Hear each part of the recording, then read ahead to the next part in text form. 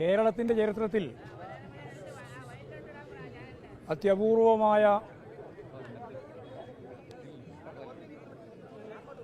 CPIM-നും CPIM-ൻ്റെ നേതൃത്വത്തിൻ്റെ ഭാഗമായിട്ടുള്ള സഖാവ് പിണറായിക്കുമെതിരായി വലിയ രീതിയിലുള്ള ഒരു രാഷ്ട്രീയ ഗൂഢാലോചന അരങ്ങേറിയിരിക്കുകയാണ് ഇന്ന് രാവിലെ മുതൽ. CPIM-നെയും പിണറായിയെയും തകർക്കുന്നതിന് വേണ്ടിയുള്ള ബോധപൂർവമായിട്ടുള്ള ഇടപെടലാണ് നരേന്ദ്രമോദി കേന്ദ്ര ഏജൻസിയായ ED-യെ ഉപയോഗിച്ച് ഇന്ന് രാവിലെ മുതൽ 14 കേന്ദ്രങ്ങളിലായി റെയ്ഡ് നടത്തിക്കൊണ്ട് വരികയാണ്.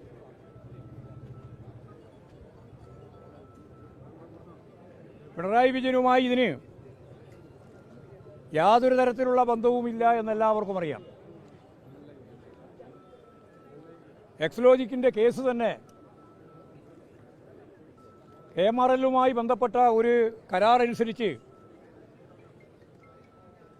1.72 കോടി, 1,72,00,000 ഉറുപ്പിക വീണ വിജയന് അവിടെ അവർക്ക് നൽകിയ KMRL-ന് നൽകിയ സേവനത്തെ അടിസ്ഥാനപ്പെടുത്തി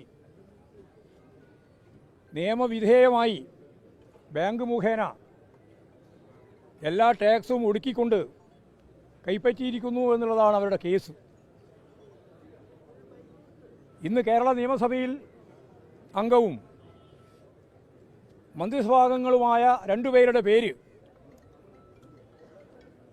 അതേ ഡയറിയുടെ ഭാഗമായിട്ട് തന്നെ ചേർത്തിട്ടുണ്ട്. ആ 2 പേര് ഇന്നും മന്ത്രിസഭയിൽ അംഗങ്ങളാണ്. അവർ 2 പേരും അത് സമ്മതിച്ചിട്ടുണ്ട്. ഞങ്ങളിങ്ങനെ പൈസ വാങ്ങിയിട്ടുണ്ട് എന്ന് സമ്മതിച്ചിട്ടുണ്ട്. അവർക്കെതിരായിട്ട് കേസില്ല.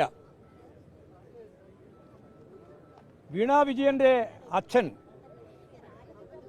പിണറായി വിജയനാണ് എന്നുള്ളതുകൊണ്ട് കോടതികളെല്ലാം ഇവിടെ ചൂണ്ടിക്കാണിച്ചതുപോലെ സെഷൻസ് കോടതി, ഹൈക്കോടതി, സുപ്രീം കോടതി ഉൾപ്പെടെ എല്ലാ കോടതികളും തള്ളിക്കളഞ്ഞ